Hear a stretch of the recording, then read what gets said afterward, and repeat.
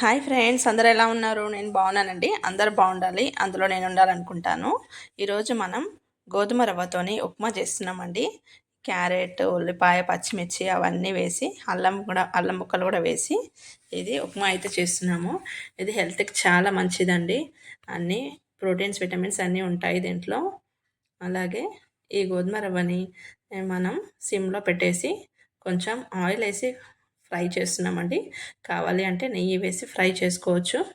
తర్వాత అది ప్లేట్లోకి తీసుకున్నాక అది ఒక దాంట్లో కడాయిలో ఆయిల్ వేసి పల్లీలను వేసుకున్నామండి. అవి కొంచెం కలర్ వచ్చే వరకు ఫ్రై చేసి తీసేసుకోవాలి.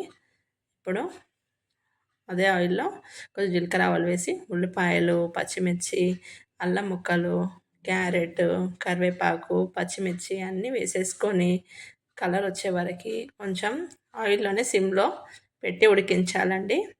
క్యారెట్ అవన్నీ వేసాం కాబట్టి మనకి విటమిన్స్ కూడా ఉంటాయి ఇందులో. విటమిన్ ఏ అన్నీ ఉంటాయి పుష్కలంగా.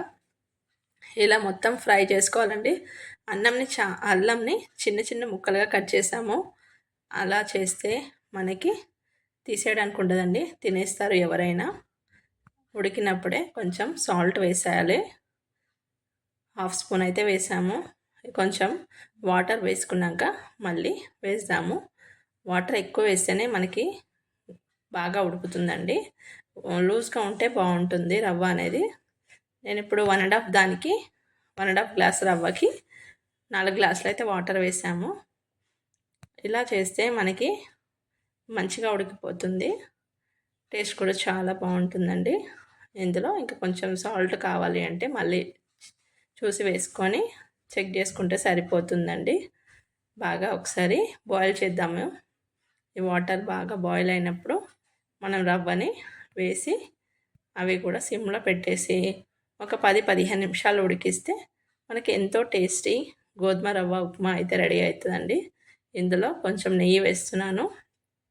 ఇది బాగా ఇలా బాయిల్ అవ్వాలి. మంచిగా బాయిల్ అయినప్పుడే మనం ఈ రవ్వని వేసేసుకుందామండి. ఇలా సిమ్లో పెట్టేసి బాగా కలిపేసుకొని మూత పెట్టి ఒక 10 నిమిషాలు అయితే ఉడికించాలి. బాగా ఉడికితేనే మనకి బాగుంటుంది. వేడివేడిగా తిన్నా బాగుంటుంది. చట్నీ లేకుండా తినొచ్చండి. కావాలి అంటే పల్లి చట్నీతో సర్వ్ చేసుకోవచ్చు. ఇలా మొత్తం ఉడికిద్దాం మూత పెట్టేసి. తర్వాత ఇది మొత్తం అయిపోయినాక మనం దగ్గర పడ్డాక వేయించిన పల్లీలు ఉంటాయి కదండి, అవి కూడా వేసుకొని స్టవ్ ఆఫ్ చేసుకోవచ్చు. పల్లీలను నేను అప్పుడే వేయనండి. అప్పుడే వేస్తే మనకు మెత్తగా అవుతాయి.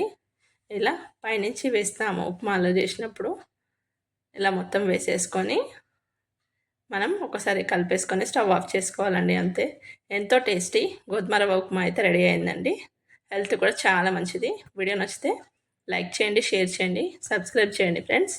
Thanks for watching. Have a nice day. Bye.